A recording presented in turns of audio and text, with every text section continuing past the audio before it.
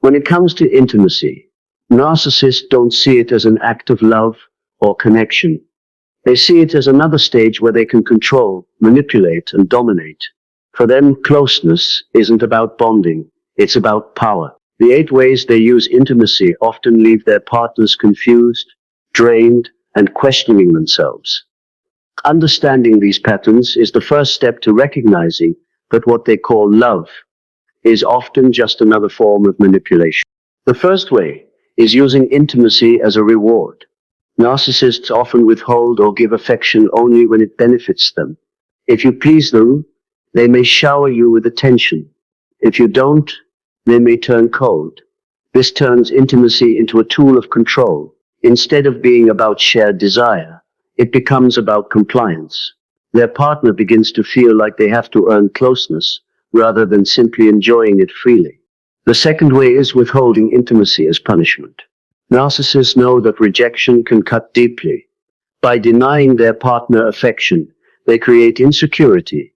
Their partner may start to feel unattractive, unwanted, or even guilty, even though they've done nothing wrong. This tactic ensures the narcissist maintains power. They don't see the pain they cause as cruelty, they see it as control. And for them, control is always the priority. The third way is using intimacy to test loyalty. Narcissists may pressure their partners into doing things they're uncomfortable with, just to see how far they'll go. If the partner resists, they'll accuse them of not caring. If the partner complies, the narcissist gains more leverage. In both cases, the narcissist wins because the situation isn't about mutual enjoyment. It's about obedience. They turn something sacred into a loyalty test. The fourth way is using intimacy for image management. To outsiders, narcissists may brag about their passionate relationships, using intimacy as proof of how desirable they are. Behind closed doors, however, the story can be very different. Their public performance is about reputation, not reality. They want others to envy them, so they exaggerate or fabricate stories of passion. Their partner becomes a prop in their ongoing theater. The fifth way is seeking novelty over connection. Narcissists quickly grow bored with routine. Instead of building depth and trust, they chase excitement. Their partner may feel like they can't keep up because the narcissist is always craving something new. What they call passion is really restlessness. This behavior leaves their partners exhausted, always wondering if they're enough, when in reality no one can satisfy a narcissist's endless hunger for novelty. The sixth way is using intimacy to manipulate emotions. They might turn on the charm right after a fight, confusing their partner into thinking everything is okay. This creates a cycle where conflict and closeness are tied together. The partner learns that arguments are followed by affection, making it harder to break free. This tactic is powerful because it mixes pain with pleasure, keeping their partner hooked on emotional highs and lows. The seventh way is objectifying their partner. For narcissists, closeness isn't about connection. It's about possession. They see their partner as an extension of themselves, not as an individual with needs and feelings. They may treat intimacy as a performance where they're the star, leaving their partner feeling unseen and unvalued. This creates loneliness even in moments that are supposed to feel closest. It's intimacy without intimacy, leaving deep emotional scars. The eighth way is triangulation through intimacy. Narcissists may compare their partner to someone else, an ex, a friend, even a stranger. This is designed to create insecurity and competition. Their partner is left feeling like they must constantly prove themselves. Instead of intimacy being about connection, it becomes about measurement and rivalry. This cruelty keeps the narcissist in control, feeding their ego while tearing down the confidence of the one who loves them. These 8 tactics show how narcissists turn something meant for love and connection into a weapon. What should build trust instead creates confusion, insecurity, and dependency. Their partners often walk away from these experiences feeling drained rather than fulfilled. By recognizing these patterns, you can see through the illusion. Intimacy, when twisted by a narcissist, is never about love. It's about control. And once you see it clearly, you can protect yourself, Narcissists often use intimacy as a way to distract you from their bad behavior. After lying, gaslighting, or hurting you emotionally, they may suddenly become affectionate. This creates a confusing dynamic. Your mind starts linking closeness with forgiveness. Instead of resolving problems, they cover them up with temporary affection. It's not reconciliation, it's avoidance. They're not making amends. They're sweeping the damage under the rug. Another way they play with intimacy is by making it all about them. They demand attention, praise, and constant reassurance during moments that should be shared. Their partner ends up feeling more like an audience than an equal participant. This selfishness is draining, because what should be mutual feels one-sided. Over time, the partner may feel used rather than cherished, realizing the narcissist's interest lies in feeding their ego, not in true connection. They may also use intimacy as a competition. Instead of seeing it as bonding, they treat it as a performance where they must win. This competitive approach leaves their partner feeling inadequate or pressured. They might compare themselves to others or demand constant validation of how amazing they are. The experience stops being about closeness and becomes about proving superiority.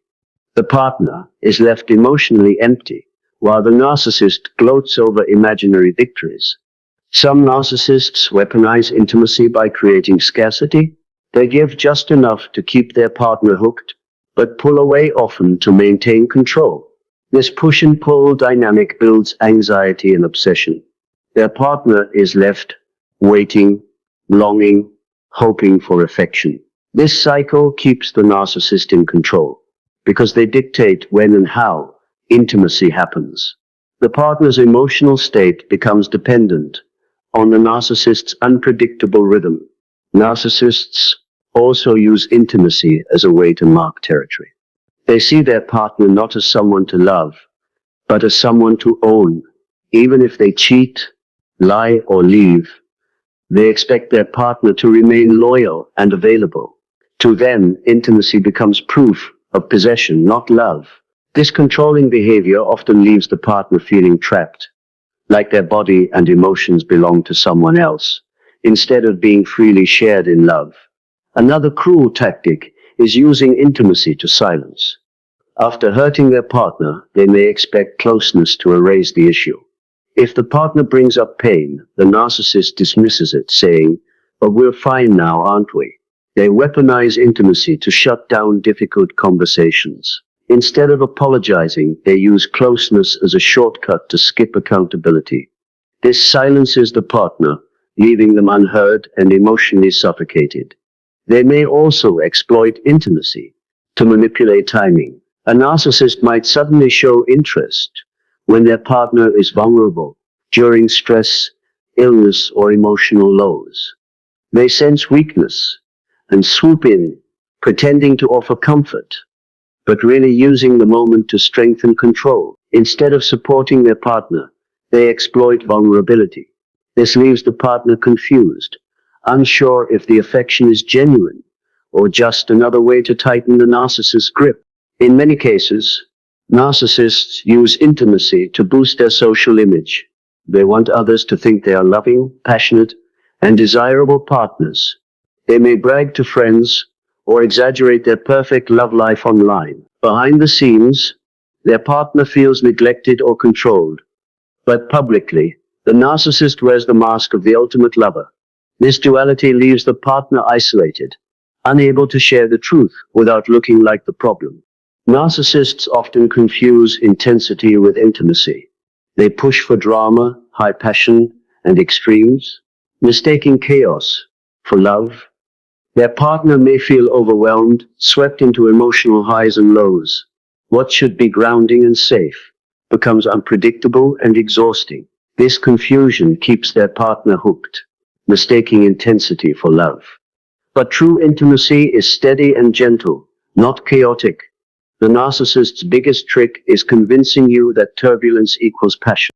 When you begin to see these patterns, you realize intimacy with a narcissist isn't about bonding at all.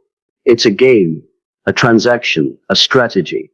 They may disguise it with charm, but underneath it's about control, Recognizing this truth is painful, but it's also liberating, because once you see the playbook, you stop being manipulated by it. Their tricks lose their power, and you begin to reclaim what intimacy truly means. The cruelest part of narcissistic intimacy is how it leaves you questioning yourself.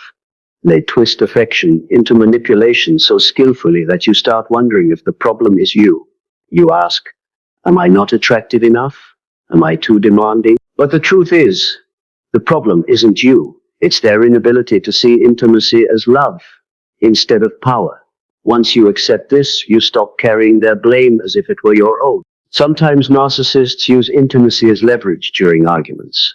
They might suggest that you don't deserve closeness if you don't agree with them, or they may accuse you of not being loving enough to win the fight. This tactic leaves you cornered, associating affection with compliance. Instead of resolving issues fairly, they use intimacy as a weapon. The result is emotional blackmail, where love becomes conditional, and your needs are constantly dismissed. They may also exploit intimacy as proof. After mistreating you, they might point to moments of closeness and say, see, things can't be that bad. This reframes the relationship as healthy when in reality the affection was another manipulation. Their partner is left confused, second-guessing their pain. This tactic works because it blurs lines between hurt and healing. But in the end, it's not proof of love. It's proof of control. The cycle of confusion is deliberate. By mixing affection with cruelty, narcissists create a roller coaster that keeps their partners hooked. The highs feel intoxicating because they follow painful lows. This chemical chaos creates emotional dependency. The partner craves the affection because it offers temporary relief from the pain. But it's not love. It's addiction to inconsistency. Narcissists know this, and they exploit it, using intimacy as both the wound and the cure. Over time, many partners of narcissists report feeling used rather than loved. They noticed the intimacy was one-sided, self-serving, or manipulative. What should have been a safe place became a battlefield. The realization hurts, but it's also freeing, because once you see the pattern, you understand that love shouldn't feel like confusion. True intimacy doesn't leave you drained. It leaves you nourished. That difference is what breaks the illusion. Narcissists also use jealousy in connection with intimacy. They may hint at others, compare you to an ex, or suggest you're not enough. This tactic creates insecurity, making you fight harder for their attention. Instead of cherishing you, they dangle affection like a prize you must earn. This move keeps you on edge, competing for love that should have been freely given. The cruelty lies in making you doubt your worth for their ego's gain. In the narcissist playbook, intimacy isn't about giving, it's about taking. They drain their partner emotionally, spiritually, and sometimes physically, all while giving little back. Their partner is left depleted, wondering why they feel so empty. This imbalance is deliberate. It ensures the narcissist always receives more than they give. True intimacy is about exchange. With them, it's about extraction. And that's why their partners often feel like shells of themselves afterward. The aftermath of intimacy with a narcissist can feel like withdrawal. After moments of closeness, they may suddenly turn cold or cruel. This leaves their partner chasing the high, wondering what went wrong. The inconsistency is designed to keep you hooked, always trying to get back to the warmth. It's a trap. And recognizing it for what it is. Manufactured addiction is the first step toward breaking free from their cycle of control. Many survivors of narcissistic relationships describe feeling invisible.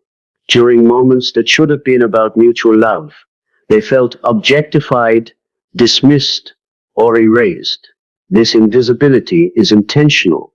The narcissist wants to remind you that intimacy is their stage, not yours. Your needs, your feelings, your desires don't matter in their world. What matters is how you serve them. Realizing this painful truth can spark the courage to demand something healthier. The partner of a narcissist often finds themselves in a double bind. If they resist, they're accused of being cold. If they comply, they feel used. Either way, the narcissist wins and the partner loses. This no-win scenario is deliberate, trapping you in self-doubt. But once you see it clearly, you realize the trap was never about love. It was about power. And the only way to win is to step out of the game completely. Narcissists can even use intimacy as a way to punish independence. If you show strength, set boundaries, or pursue your own life, they may withhold closeness to teach you a lesson. The message is clear. Your individuality threatens their control. This tactic creates fear of being alone, pushing you to shrink yourself to maintain affection. But love isn't meant to punish freedom. It's meant to celebrate it. The tactic reveals it was never love at all. Sometimes, they exaggerate passion as a way to distract you from noticing the lack of real connection. They may be flashy, dramatic, or over the top, making it feel like a movie scene. But after the lights dim, the emptiness remains. Their grand gestures are hollow, designed to impress, not to bond. True intimacy doesn't need theatrics. It's quiet, genuine, and consistent. The narcissist's exaggerated approach reveals the shallowness of their intentions. For narcissists, intimacy is often transactional. They expect something in return: obedience, admiration, or compliance. If you don't deliver, they withdraw. This creates a dynamic where affection feels conditional, never free. Their partner learns to perform rather than to relax. What should be natural becomes a transaction. And over time, the exhaustion grows. Recognizing this helps you understand love isn't earned through sacrifice. It's given freely by those who truly care. The danger of these patterns is how normalized they can become. Partners of narcissists may start to believe this is what intimacy is supposed to feel like. Confusing, inconsistent, and draining. But this isn't normal. It's manipulation. True closeness feels safe, steady, and uplifting. By comparing the two, you begin to see just how twisted the narcissist's version of intimacy really is. And once you know better, you demand better. Survivors often describe how intimacy with a narcissist felt more like acting than connecting. They played roles, wore masks, and tried to meet impossible expectations. The narcissist turned love into a stage play where authenticity was punished and performance was rewarded. This theatrical approach leaves deep scars, because intimacy should be the place where masks fall, not where they're enforced. The realization that you are cast in their play helps you step off their stage. Narcissists may also use intimacy to create dependency. By making themselves the sole source of affection, they ensure their partner feels like they can't live without them. This dependency is addictive. The partner begins to ignore red flags, desperate for the next dose of attention. But dependency isn't love. It's control. And once you see the difference, you realize how dangerous it is to rely on someone who weaponizes what should heal. Some narcissists even time intimacy to sabotage healing. If you begin to pull away, they may suddenly flood you with affection to reel you back in. The timing isn't accidental, it's strategic. They sense distance and panic, so they re-engage just enough to keep you hooked. This keeps the cycle alive. But once you spot the pattern, you realize their sudden bursts of affection aren't genuine. They're just paid to keep you from walking away. The unpredictability of narcissistic intimacy creates confusion. You never know what to expect: warmth or coldness, affection or rejection. This unpredictability keeps you walking on eggshells, always adjusting, always trying to please. But this chaos isn't accidental. It's a design meant to keep you unbalanced. And when you're unbalanced, you're easier to control. Recognizing this truth allows you to step off the roller coaster and seek steady, healthy love. Over time, intimacy with a narcissist leaves lasting scars. Survivors often feel distrustful, anxious, or disconnected even in new, healthier relationships. The trauma lingers, making it hard to relax. This is one of the cruelest legacies of narcissistic intimacy. It doesn't just hurt in the moment, it follows you after. But healing is possible. By understanding what happened, you begin to separate the lies from the truth and reclaim your ability to trust again. Healing from this manipulation requires redefining intimacy. It's about relearning that closeness should feel safe, consistent, and mutual. With a narcissist, intimacy was used to control. With healthy love, intimacy becomes a space of freedom. The contrast is profound. Once you've seen the difference, you realize the narcissist version was never real love. It was an imitation. And recognizing that truth sets you on the path towards something genuine. The first step in breaking free is awareness. Once you identify how narcissists play with intimacy, you can no longer be fooled. The mask loses its shine. You begin to notice the gains, the timing, the patterns. This awareness gives you strength, because manipulation only works when it's hidden. Once revealed, it loses its grip. Awareness transforms confusion into clarity, and clarity is the first step to freedom. The second step is setting boundaries. Narcissists hate boundaries, because boundaries limit control. By clearly defining what you will and won't tolerate, you reclaim power. Boundaries protect your emotional and physical space, reminding you that your needs matter. With narcissists, boundaries may provoke anger or resistance, but they're necessary, because without them, you remain trapped in their cycle. Boundaries are your shield against their manipulative use of intimacy. The third step is healing self-worth.